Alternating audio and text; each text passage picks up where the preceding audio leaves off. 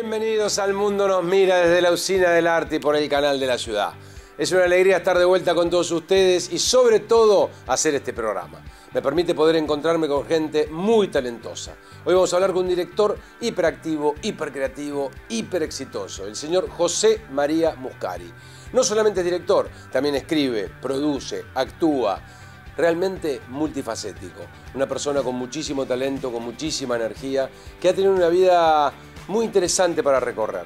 Le han pasado cosas muy fuertes, ha tenido que tomar decisiones muy importantes en su vida para poder llegar a ser quien es hoy. No se pierdan esta charla. Bienvenido.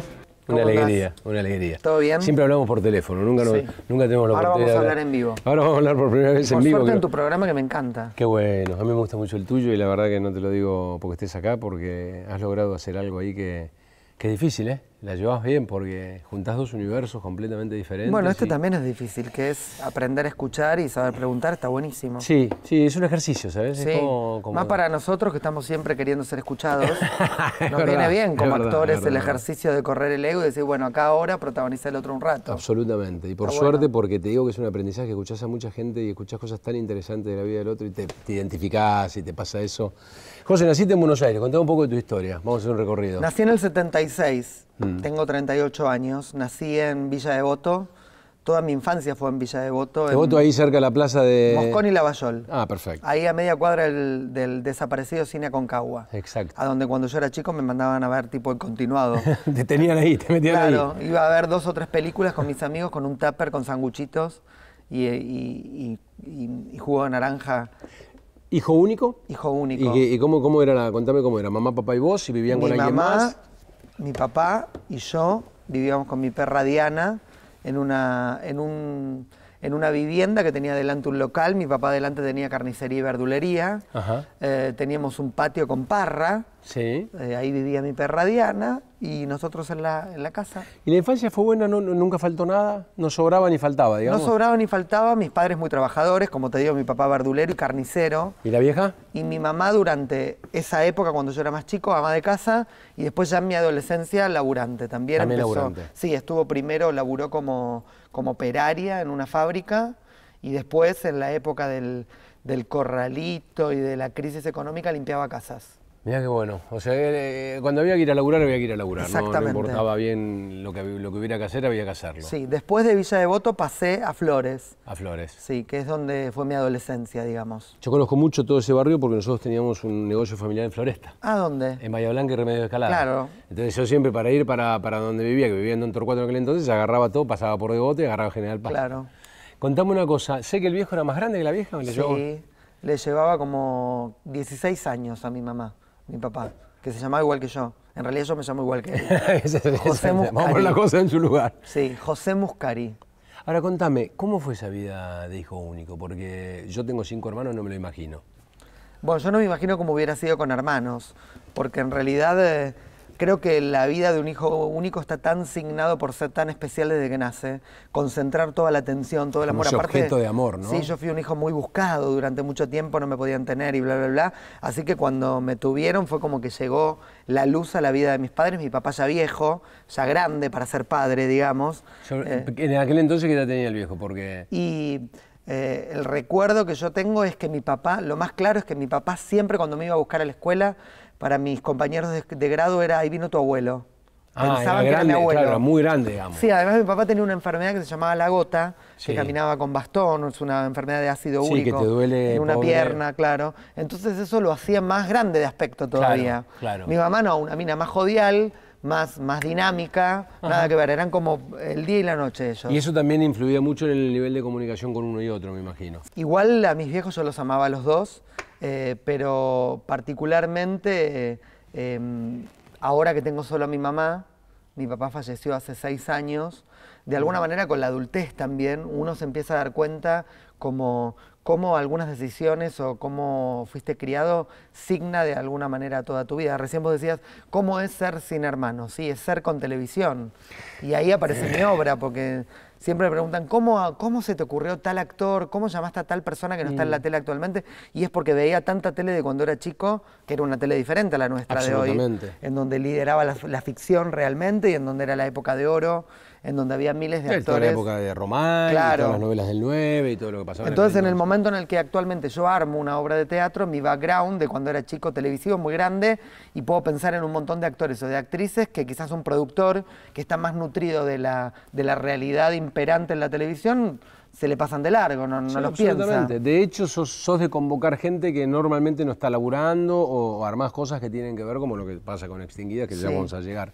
Contame una cosa, en la época de colegio, ¿estudiaste allá en Floresta? Estudié primero en Devoto, la primaria, parte de la primaria, y después parte de la primaria la hice en el Delfín Gallo, en Villa Devoto, y la secundaria la hice en el Liceo 8 de Mataderos. Ajá. ¿Por qué en el Liceo 8 de Mataderos? ¿Te habían ido para vivir para allá? No, yo vivía en Flores, entonces iba hasta Mataderos, que era cerca. Ah, ¿te ibas hasta Mataderos? Sí, Flores y Mataderos ahí. Pero te ibas hasta Mataderos, sí. O sea, no en el barrio, digamos. No, en Flores nunca estudié. ¿Y eras buen alumno? ¿Eras de esos tipos? Pues sos un tipo muy histriónico y como muy entregado al diálogo, a la comunicación, claramente. ¿Cómo eras en el cole? ¿Eras igual? Mira, tengo el recuerdo tanto en la primaria como en la secundaria de no haber estudiado nunca y no haber desaprobado una materia nunca.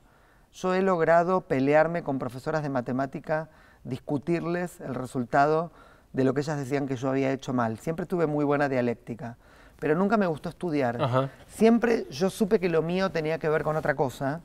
Entonces estudiar igual números... dabas bola a la clase, retenías sí, mucho en la clase totalmente. Y con eso te alcanzaba. Y tenía rapidez. Claro. Pero no era un chico estudioso. Y siempre me violentaba mucho tener que estudiar cosas que yo sentía que no me iban a servir para lo que yo quería. Siempre tuve claro que lo mío tenía que ver con el mundo del espectáculo. Siempre, de chico. Sí, de chico dijiste, yo quiero hacer esto. Sí, de hecho tuve unos padres muy genios que a pesar, como te contaba recién, mi papá era verdulero y mi mamá limpiaba casas y a los 8 años yo le dije quiero estudiar teatro y me llevaron.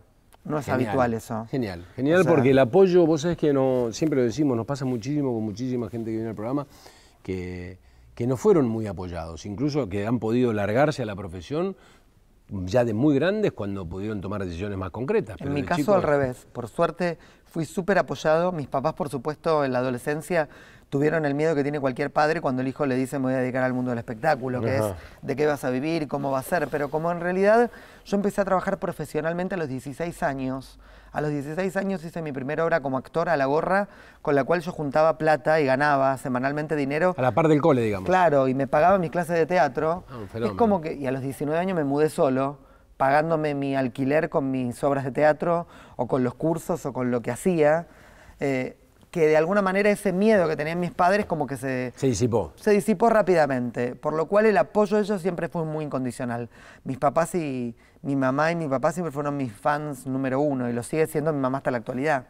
O sea, tu viejo te vio ya lanzado. Mi papá me vio lanzado, no vio, por decirlo de alguna manera, como mi aparición más televisiva. Él vio estos últimos años que fueron muy fuertes. Teatral, por ejemplo, él llegó a ver Hasta en la cama, que fue el primer éxito comercial que yo hice. Sí. Después falleció y en estos últimos 6 años también la televisión empezó a darme un espacio y empecé a tener como una visibilidad que antes no la tenía. Quizás antes era conocido mi nombre y la gente decía, hay un Muscari que hace obras de teatro, pero no sabían cómo era. ¿Qué pasó con esa pérdida?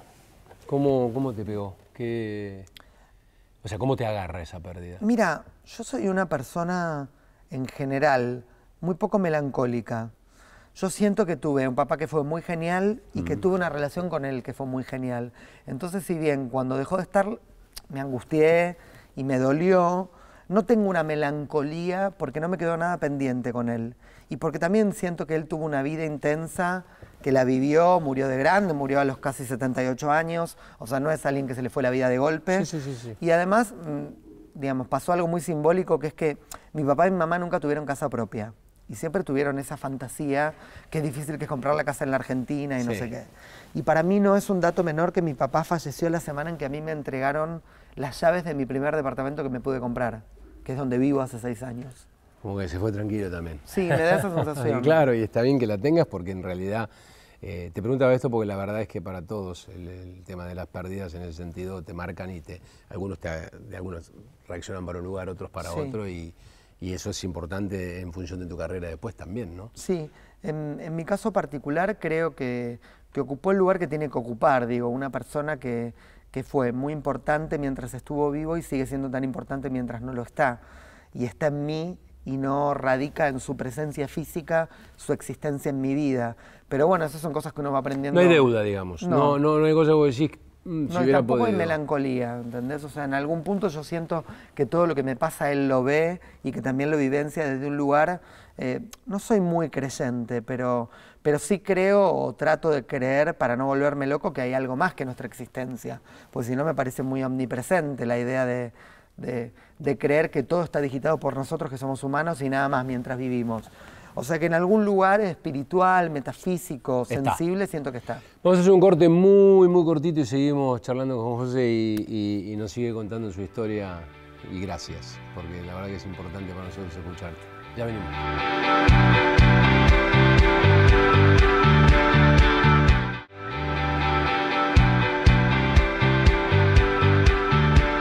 En un ratito nada más seguimos conversando con José María Muscari, pero antes vamos a ver un informe sobre estas talentosísimas actrices que componen el elenco de Extinguidas, obra que hoy dirige José María Muscari.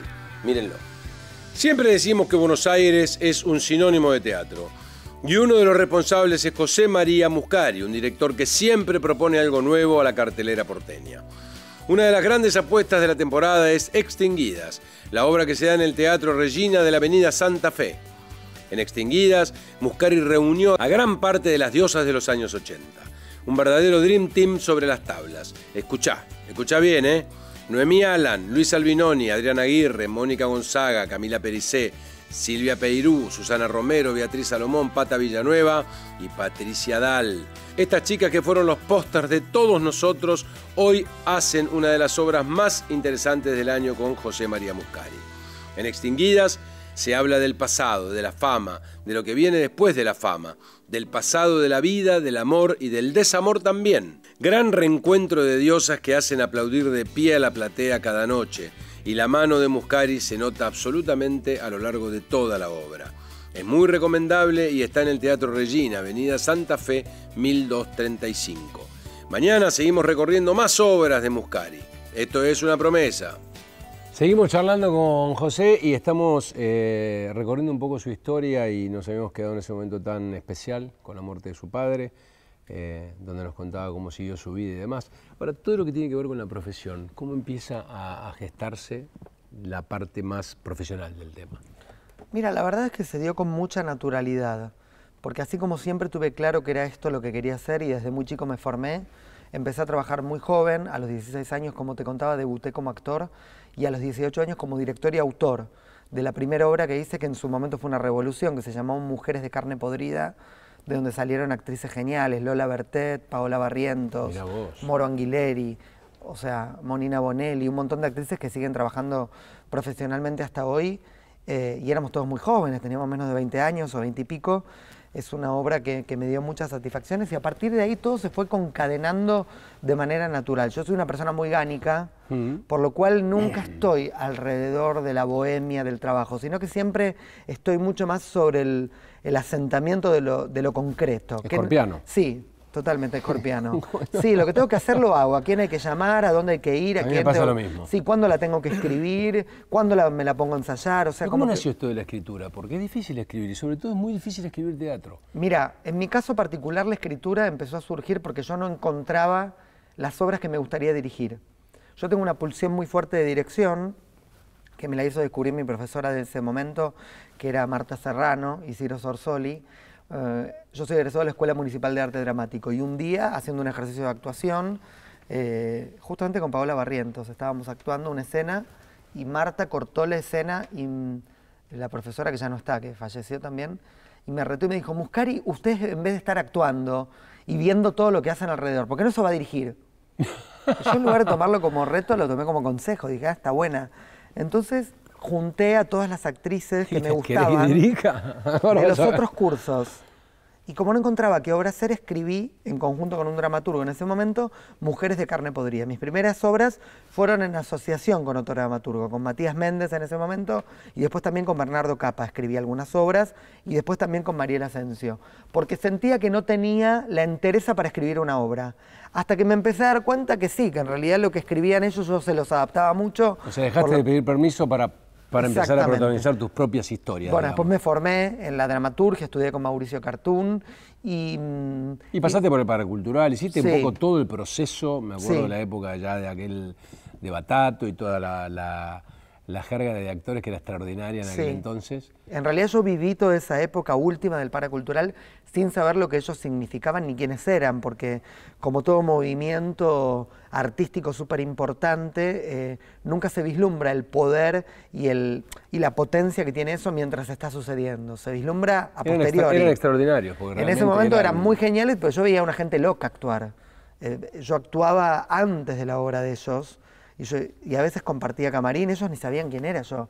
Y a veces yo era un pendejo que estaba por ahí, que salía de la función y se quedaba a ver lo que ellos hacían. Y yo ni siquiera sabía el poder cultural y político que ellos tuvieron en la incidencia de la cultura en la Argentina. Solo vislumbraba y tenía como sensación a mis 16 años... Sí, tomaste conciencia a eso posteriori claro, de todo esto. Y tenía la sensación que esto que ellos hacían no era algo habitual, que había un talento, que había un destape, que había algo que ellos hacían. Que había una libertad. Claro, que a mí me llamaba la atención y me subyugaba. Algo de todo ello, de todo eso siento que opera en mi teatro de hoy, a pesar de que nunca trabajé con ellos ni éramos compañeros, pero era como que yo era como un niño que estaba aprendiendo de eso que pasaba a mi alrededor. Sos un tipo que siempre escribió y siempre hizo obras. Es difícil poner un epíteto a esto, pero transgresoras, conflictivas, con un trasfondo en todos los órdenes, siempre con una doble lectura, que es innato en vos, es algo que vos escribías naturalmente, eran temas que te atraían por algo vivido. Yo trato de hacer las obras de teatro que me gustaría ver, por lo cual nunca me pregunto cómo es esto que hago o si es diferente o es parecido a lo de otros, sino que en realidad responden a mi propia expectativa sobre lo que quiero ver como espectador. Yo siempre digo que soy el espectador óptimo de mis obras de teatro porque están armadas para mí. O sea, yo nunca estrené una obra que no me guste. He hecho obras que me han gustado más que otras, algunas que han funcionado mejor que otras, unas que fueron exitazos, otras que no, pero incluso las que no... Siempre has estado tranquilo sabiendo que has hecho lo que a vos te gustaba. Sí, incluso cuando viene la afuera, la crítica a la que le doy mucha pelota, o sea, me interesa lo que dice el público, lo que dicen los pares, lo que dice la crítica especializada. Muchas veces lo que el otro critica de mi obra me reafirma que yo lo quiero hacer así, porque esa lectura que él tiene negativa sobre lo que yo hago es lo que quiero. Nunca tengo una necesidad como de condescendencia, de totalidad. No es que quiero gustarle a todo el mundo. Quiero en principio gustarme a mí, quiero que la gente que trabaja conmigo esté contenta y esté feliz con lo que hace, porque yo siento que el teatro tiene que ver con la felicidad y con el ritual de tener ganas de ir todas las noches. ¿Y cómo manejas el conflicto con el actor cuando el actor disiente? Es un trabajo, ¿no? Porque mira, como director... Sí, me han pasado varias cosas. Yo he aprendido en el transcurso del tiempo... y también los actores han aprendido cuando yo los llamo. Yo creo que con el transcurso del tiempo y con mi experiencia y con mi obra, por decirlo de alguna manera, creo que si yo te llamo como actor, de alguna manera algo de ese bicho que yo te propongo te tiene que picar. Sí, porque claramente. ya sabes que lo que hace todo el mundo yo no lo hago, tiene un sello lo mío, que o me escuchaste en algún lugar o viste una obra o algo. Sí, te gustará o no te gustará, Claro. pero es una cosa que vos identificás Entonces claramente. también con el transcurso del tiempo los actores se habituaron a eso, entonces también saben que cuando yo los llamo es porque no es para hacer lo más convencional que se espera de ellos, ni para hacer ese personaje que ya hicieron en otros lados, y en ese sentido, en general, en las mayores experiencias, me ha pasado que los actores están muy dispuestos a que yo los conduzca a ese lugar nuevo en el que entregan las armas a ver por Digo, dónde la verdad me que yo lleva. no tuve ninguna resistencia de parte de Norma Pons o de María Rosa Fugazot para ser Bernarda. Al contrario, para ellas era una súper oportunidad que minas que estuvieran asociadas toda su vida a la comicidad hicieran un personaje dramático de una obra clásica. Sí. Pero para lograr eso que yo logré en su momento con Norma y que desde hace 2 años lo está haciendo la genia de María Rosa, lo que tuve muy a favor son actrices que están totalmente dispuestas a no hacer eso que vienen haciendo hace años, a probar otra cosa y a confiar en esa mirada que yo tengo sobre ellas, que para ellas y para mí es novedosa. Lo mismo con las actrices extinguidas. ¿Qué te pasa con, o sea, qué pasa con vos cuando empezás a ver el resultado de lo que vos haces y te empieza a cambiar un poco la vida, que te empiezas a transformar en alguien conocido, famoso, más popular, donde la gente, el autógrafo, la posición económica, te va cambiando un poco los mimos, las críticas, todo lo que te pasa estando en el lugar que estás? ¿Qué pasa con vos? ¿Cómo lo viviste? Mira, para mí pasó algo que está buenísimo, que es que fue muy gradual. Como yo empecé a trabajar a los 16 años y recién a los 31 aparecí en la televisión, pero antes de aparecer en la televisión yo había dirigido 30 obras. Sí. Digo, mi mayor cambio de popularidad fue entrar a Showmatch a bailar. Que yo bailé con un hombre, que fue una idea que le propuse a Tinelli y a él le gustó. Y para mí fue un renegocio bailar en ese programa, porque yo entré teniendo una carrera, tenía en escena 8 mujeres, protagonizada por María Leal, que era un exitazo en el Tabarís. Y yo actuaba una obra que se llamaba Shanghái, con Nicolás Pols y con Chunchuna Villafañe, en el Chacarerian. Entonces, yo cuando entré al programa dije, o sea, mi momento como creador está buenísimo. Si encima hago un programa que me da popularidad, está buenísimo, pero si me echan a la semana, que me echen. Yo no voy a hacer nada para permanecer acá. Voy a ser quien soy. Y esa tranquilidad de haber llegado a ese nivel de popularidad que realmente es fuerte, entrar en un programa como ese, 30 puntos de rating, el otro día te toca bocina hasta el colectivero y te grita tu apellido, que hasta ese momento no lo sabían. ¿Lo sentiste como un complemento o como un broche o como una pata a todo lo que ya venías haciendo? Como una bisagra más a eso que se venía dando con naturalidad. Hasta ese momento la crítica me respetaba, los pares conocían mi trabajo, cuando yo llamaba a un actor me atendían el teléfono, pero quizás la señora, doña Rosa, no sabía quién era Muscari. Solo entendí que la popularidad es que doña Rosa entienda que yo hago obras de teatro y nunca me confundí en eso. Siempre supe que estando en Showmatch o actuando en una obra de teatro comercial como fue Los Grimaldi, mi gran negocio era que ese público, ese gran público que me descubre, supiera todo lo que antes. Supiera que atrás hay un tipo que hace estas obras de teatro y que las va a seguir haciendo, que no es la desesperación de ese momento por aparecer en la pantalla. Con esta conclusión y con alguien que tiene las cosas bastante claras de cómo viene llevando su vida, su carrera y cómo decidió hacerlo, terminamos el programa de hoy. Vamos a seguir charlando con Gonce, lo van a ver mañana, así que los espero en El Mundo Nos Mira. Chau.